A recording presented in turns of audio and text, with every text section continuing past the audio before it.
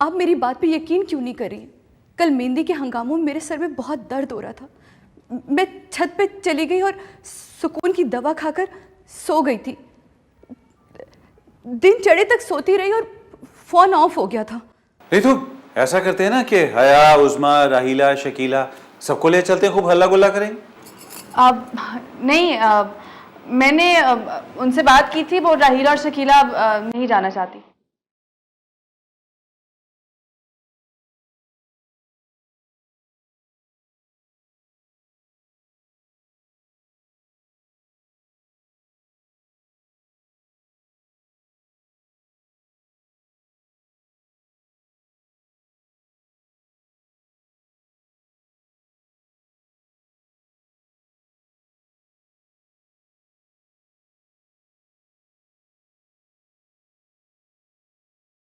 रियासत ठीक ही कहते हैं, फौजिया बेगम किसी का भी जीना हराम कर सकती है, अपने शौहर का भी।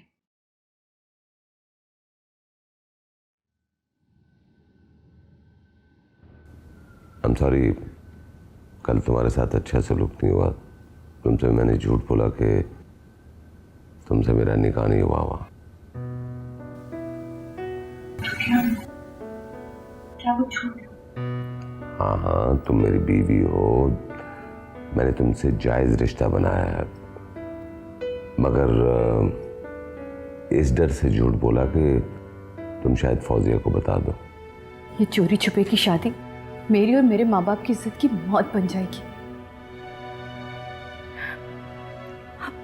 आप जानते हैं मैं ऐसी लड़की नहीं हूँ। वैसे तुम ये भी जानती होगी कि फौजिया मजबूरियां खरीदने की आदी। अब जान गई हूँ, लेकिन आपका फौजिया बेगम से यूं डरना, हमारे रिश्ते को यूं राज बनाकर रखना, ताकि मैं तुम्हें खुशियां दे सकूं। और इस जमाने में खुशियां जो है ना, दौलत से मिलती हैं, और दौलत पे वो नागन बनी बैठी है। आया मेरा साथ दो,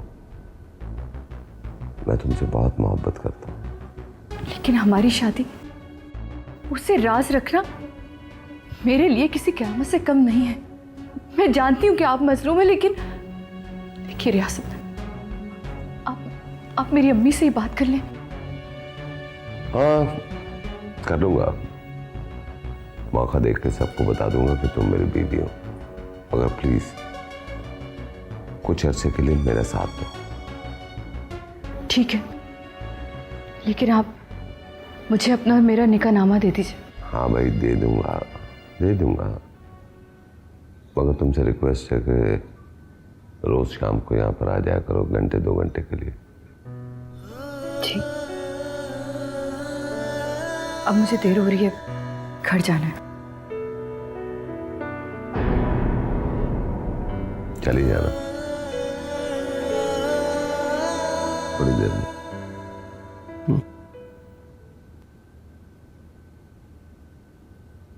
रफाका साहब, अपनी बेटियों को नौकरी करने की इजाजत दी है ना, तो उन्हें घर वापसी के औकात भी बता देने थे।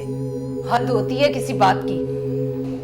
ओहो, जब मजबूरियों की कोई हद मुकर्रर नहीं है तो पाबंदियों की हद कैसे मुकर्रर कर दूं? मेरे लिए इतना ही बहुत है कि मैं अपनी बेटियों पर भरोसा करता हूँ। बेटियों पर तो भरोसा है, मगर जमाने पर तो नहीं। मुझे दूसरों की तो कोई परवाह नहीं, मगर ये हया की मुझे बहुत फिक्र हो रही है। अजीब पुरअसरार सी लड़की होती चली जा रही है, ना उसके घर आने का पता है, ना जाने की इजाजत मांगती है, और अगर पूछो तो मुंह को आने लगती है। ये सब कुछ तुम्हारी दोनों बेटियों की वजह से हो रहा है।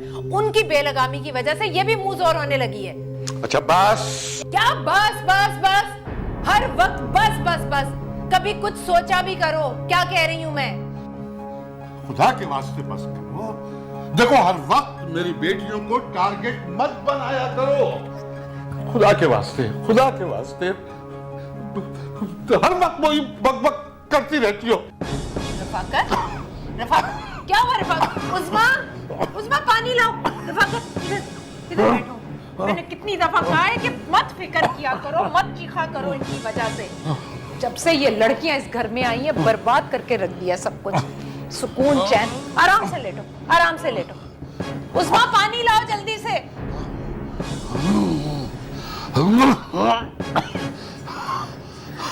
उस्मा, उस्मा जल्दी पानी लेकर आओ। ठीक हो ना रफाकत?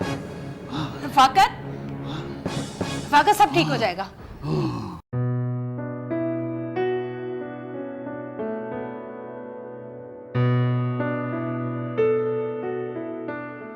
कल आओगे?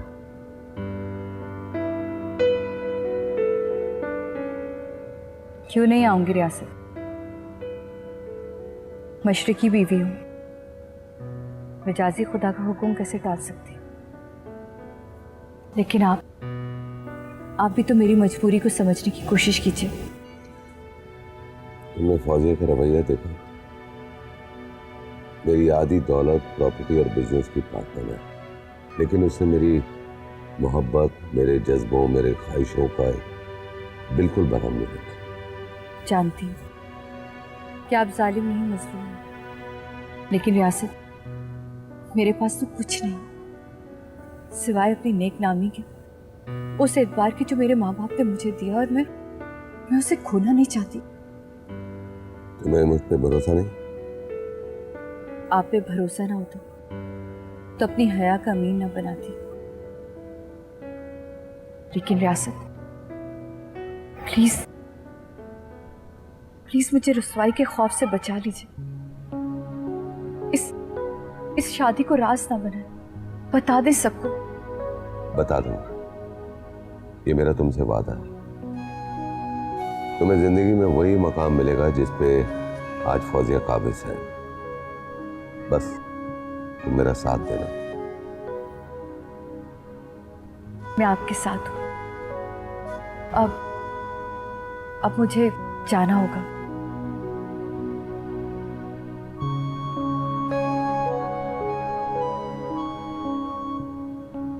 ये रख लो, अब तुम मेरी जिम्मेदारी हो। ये पैसे मैं उस दिन रखूंगी जिस दिन हमारी शादी दुनिया के सामने राज नहीं होगी। मैं आपकी बीवी की हैसियत से दुनिया में पहचानी जाऊंगी।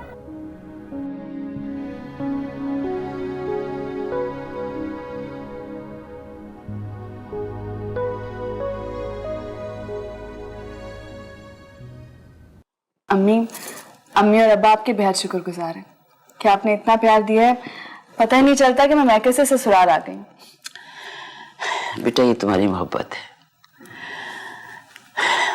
शुक्रगुजार तो मैं हूं तुम्हारी कि तुमने अदनान के रवैये की शिकायत नहीं की घर जाकर। दरअसल हम तीनों बहनों की तरबियत ऐसे ही हुई है, सब्र और कुर्बानी देकर जीने वाली। वो तो राहीला और शकीला अम्मी अब्बू के सरदर्द बनी हुई है। उन दोनों घर आने का वक्त पता है और ना ही जाने का। एक ने शोबिस में खुद को मगन कर रखा है और दूसरी ऑफिस में अयाशी करती फिरती है। बड़ा हौसला है तुम्हारी अम्मी का कि सुतेली बेटियों को बर्दाश्त कर रही है, वो भी ऐसे लक्षणों के साथ। अच्छा ये तो बताओ मुझे कि हया की कहीं बातचीत चली? जी आप ही के रिश्ते तो बहुत आते हैं, लेकिन मम्मी कहती हैं कि जब तक आप लोगों जैसे नेक और शरीफ लोग नहीं मिल जाते वो हाँ नहीं करेंगी। ये तुम्हारी अम्मी की मोहब्बत है, वरना हम किस काबिल। वैसे जहांजेब के लिए भी मैं ये चाह रही हूँ कि तुम्हारी जैसी फैमिली मिल जाए तो अच्छा है। देखो क्या होता है। चाय पीते हैं, बहुत देर हो गई है, ठंडी हो रही होगी, आ जाओ।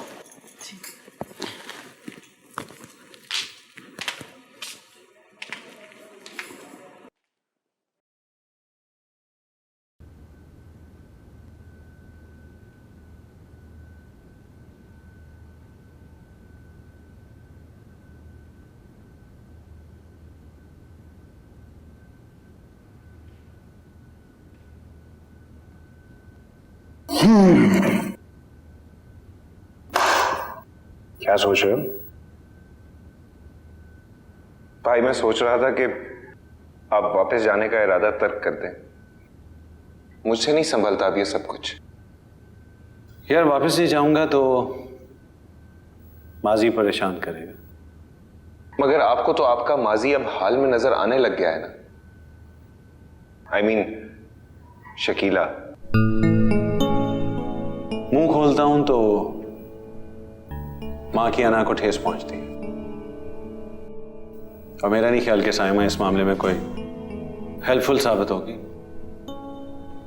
आपका ख्याल ठीक है, साइमा इस मामले में आपकी कोई मदद नहीं करेगी। आपकी मदद करूंगा मैं, अगर आप वापस जाने का ख्याल दिल से निकाल दें तब। रियली? ठीक है, अगर तुम मेरा ये मसला हल कर दो तो मैं बाहर जाने का ख्याल तर्क कर दूंगा। डील?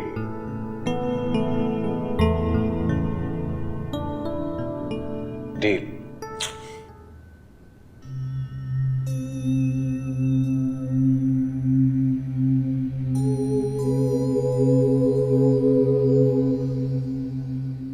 वो अम्मी मुस्कान के पेपर्स हो रहे हैं ना, तो इसलिए देर हो गई। तुम आज के बाद घर से बाहर नहीं जाओगी, ट्यूशन पढ़ाने भी नहीं। क्यों? जब लड़की बगैर पूछे अपने देर से आने की वजह बताने में लग जाए और अपनी मां से नजरें चुराने लगे, फिर उसके घर से निकलने पर पाबंदी लगा देना ही बेहतर होता है।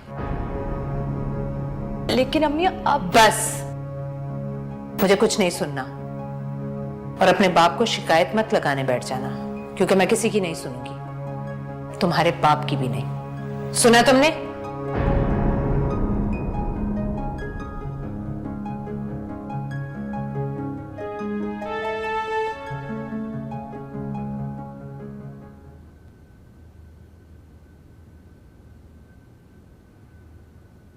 अब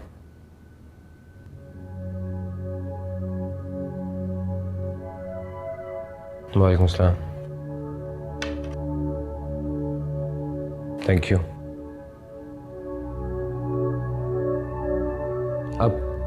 अब कहाँ है वो? एज यूजुअल, मुझे नहीं मालूम। इसलिए तो कह रहा हूं तुम एक फैसला कर लो, तलाक ले लो उससे। मजबूरी है, सूली पे लटके बगैर निजात मुमकिन नहीं। बहुत चालाक आदमी है, शाहजी मौत के मुंह चला गया, मगर रियासत का कुछ नहीं बिगाड़ पाया। मैंने तुमसे कहा था ना कि कुछ करो। बहुत कोशिश की मैंने, रियासत बहुत शातिर है। तुम एक फैसला क्यों नहीं करती? तुम्हारे पास तो सब कुछ है, दौलत, प्रॉपर्टी, तो एक तरफ हो जाओ। तुम खुद भी तरस रही हो और मुझे भी तरसा रही हो। प्लीज, रोमांटिक होने की जरूरत नहीं है ज्यादा। घर है ये मेरा।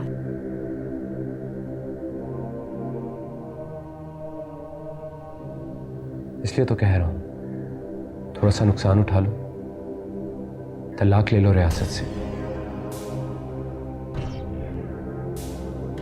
नुकसान मैंने कभी नहीं उठाया और ना ही मैं तलाक लेकर उठाऊंगी।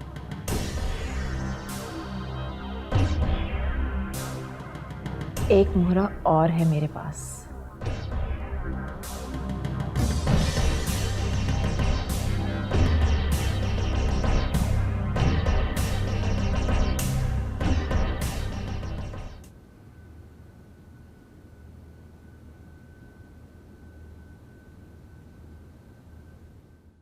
अरे गुड्डो, अरे बेटी पे पाबंदी लगाओगी तो कर्जा कौन चुकाएगा? ये 5 लाख कहां से भरूंगा मैं? मुझे नहीं पता, कहीं से भी भरो। एक बेटी ने तो 1 लाख रुपया चोरी कर लिया, अब तुम पैसे जहां से भी भरो, ये मेरा मसला नहीं है। लेकिन एक बात कान खोलकर सुन लो तुम, कि हया इस घर से बाहर कदम नहीं रखेगी अब। एक बेटी पे चोरी का इल्जाम लगाती हो, एक बेटी पे शक करती हो। अरे कैसी माँ हो तुम? इसलिए कि अभी गैरत बाकी है मुझ में। भूख नंग में रहकर मैंने बेटियों को पाला है, तालीम दिलवाई है। तुम्हारी तरफ गुलछर्रे नहीं मैंने उड़ाए रफाकत। जब बेटियों की जवानी संभाली नहीं गई तो उन्हें लाकर मेरे सर पर लाद दिया तुमने। गुड्डो, जबान को लगाम दो। और तुम भी होश करो, कहीं इस बुढ़ापे में अपने साथ साथ मेरे सर पर भी तुम राख ना डलवा देना। मेरी एक बात कान खोलकर सुन लो, हया अब घर से बाहर कदम नहीं रखेगी। और अगर तुम्हें बेटियों की कमाई खाने का इतना ही शौक है ना, तो कहो अपनी उन दोनों बेटियों को कि तुम्हारी लालच का पेट भरे, जिनके पीछे बदमाश उनके आशिक बने फिरते हैं।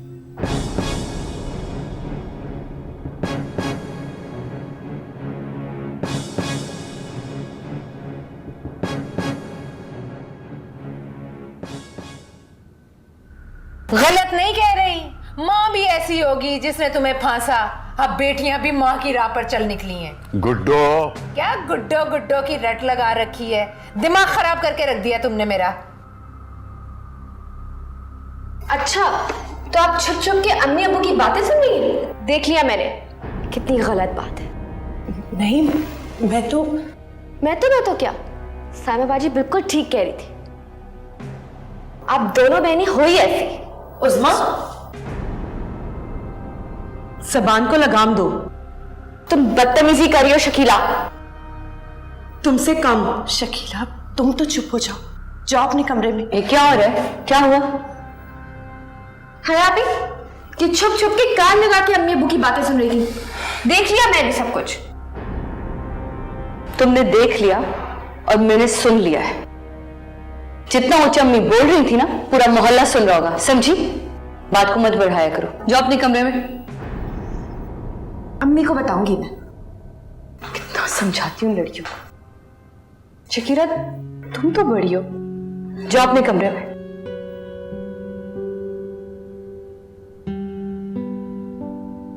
सॉरी राहिला, मेरी वजह से तुम्हें अम्मी की इतनी बातें सुननी पड़ती हैं। नहीं आया, मुझे अम्मी का कोई गम नहीं है, मगर तुम्हारी खामोशी।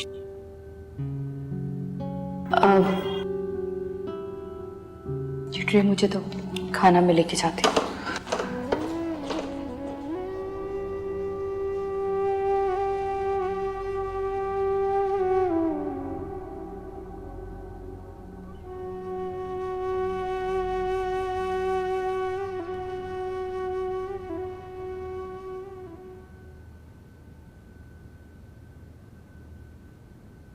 अब्बू, खाना है, खाना। बेटी, जहर ला दो मुझे। कैसी बातें कर रहे हैं? हमारी माँ ने बेटियों का बाप होना जुर्म बना दिया है मेरा। तो ठीक कहती हूँ ना रफाकत, तुम्हारी दो बेटियां तुम्हारा जुर्म ही है। खुदा के वास्ते अम्मी खामोश हो जाए। क्या हुआ? बस बेटी, तू भी बाहर न जाया कर, वरना तेरी माँ ताने दे दे के मार देगी मुझे। तो तुम्हारी ये सपोलियां ये खा जाएंगी मुझे। आप परेशान ना, मैं ट्यूशन पढ़ाने जाती हूँ, मैं जाती रहूंगी, चाहे कोई कुछ भी कहे, और वादा करती हूँ आपको शर्मिंदा भी नहीं होने दूंगी। देखा देखा, ये मेरे पेट की जनी की ढिठाई देख रहे हो तुम?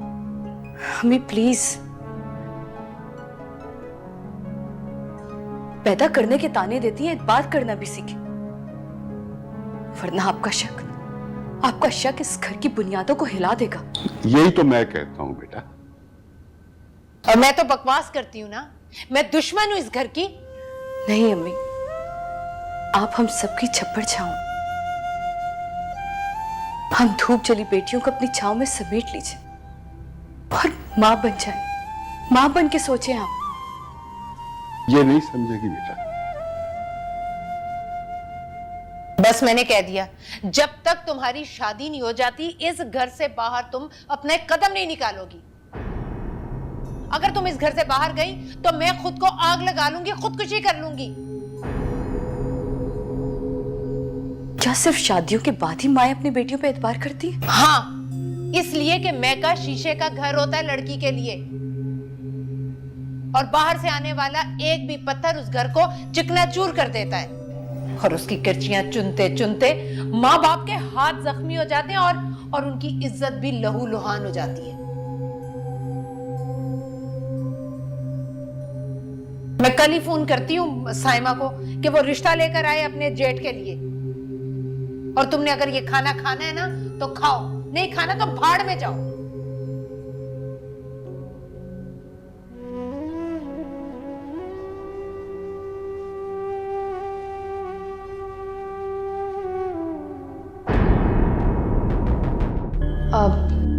अगर आपको बुरा ना लगे तो मेरा मतलब है राजेब भाई के लिए हया की बात करूं। हया